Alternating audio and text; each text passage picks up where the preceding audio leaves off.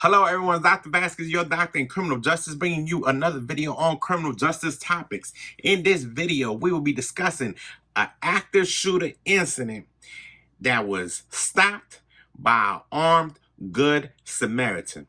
Stay tuned for what comes next. Thank you.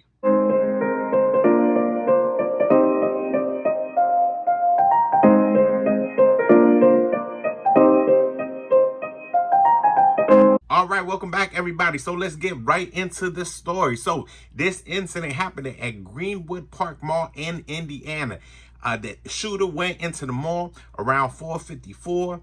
The individual went straight to the bathroom. I guess got the plan together, waited there for about an hour later, came back out of the bathroom, went into the food court, and the individual started shooting. Now, this individual, his name, he has been identified. Jonathan Douglas, I want to say Sapirman is how you say this individual's name, 20 years old.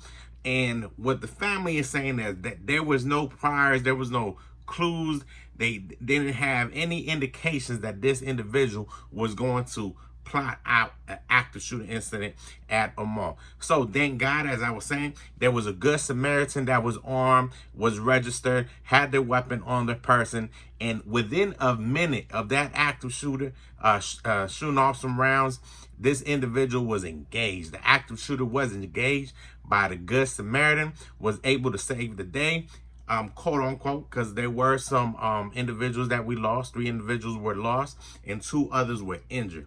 But what they're saying is, and they being the authorities, if it wasn't for this armed Samaritan, there could have been a lot more loss of life. All right. So he is, quote unquote, this individual, Elijah Dickens, is the hero of the day. Okay. And this happened Sunday, July 17th. This was yesterday. And again, this was Greenwood Park Mall in Indiana.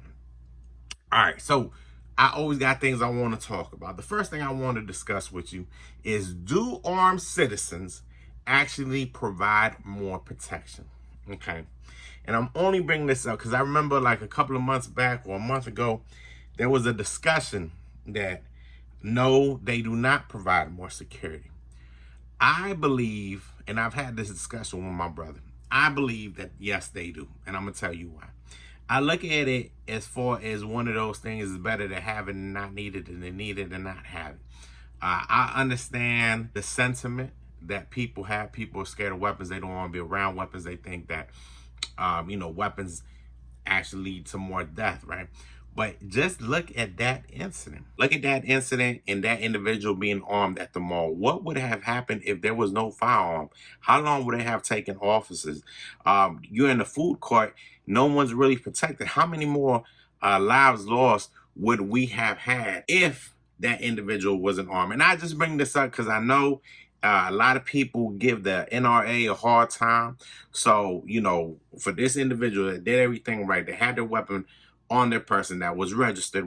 I'm assuming, had some type of training, not law enforcement training, but at least a shooting background, and was able to engage the individual, save a day. So do citizens who are armed, instead of them being a harm to society, are they actually providing security? And we don't even know.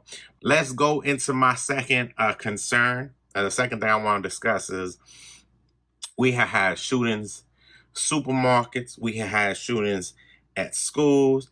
Yesterday, we had it at a mall. We've had them at hospitals.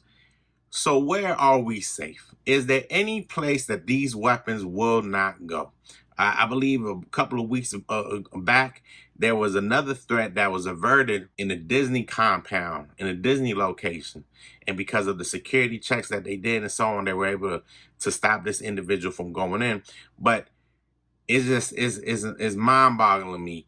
Let me know what you think in the comments below. Let me know if you think there's any location that's safe, that we haven't had an active shooter incident. I mean, I think about the mall. I think about the movies. I think about a grocery store. Church, we've seen that before as well. So let me know what you think. And the last thing that I want to discuss, it's the age of these shooters. Okay, so this shooter yesterday, he was 20 years old. And I just did like a quick data pull. Sandy Hook shooter was 20 years old. The Parkland shooter in Florida, 19 years old. The Uvalde shooter in May, he was 18 years old. So what is going on with these shooters And all their family members say the same thing. We couldn't see it coming. We didn't know this was going to occur. And, do you believe there's telltale signs that, yes, we can identify these individuals before they carry out these heinous attacks? Is there a way we can vet them? Is this a medical issue? Is this a mental health issue? Is this a family issue? Is this a societal issue? A community issue? Let me know what you think in the comments below. Because criminal justice, we react. Right, unless we get some type of intelligence, we're going to react to the situation.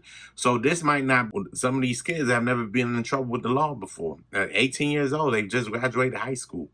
So they probably don't have any criminal history. All right, that's it. That's our show for today, ladies and gentlemen. Thank you so much for tuning in. Make sure that you're supporting us. Make sure you're commenting below. Let me know what you think as far as, do armed citizens actually provide more protection? Where are we safe as far as from guns and so on? And why are these active shooters, why are they so young? All right, everyone, take care of each other, protect each other, love each other, and I'll see y'all on the next episode.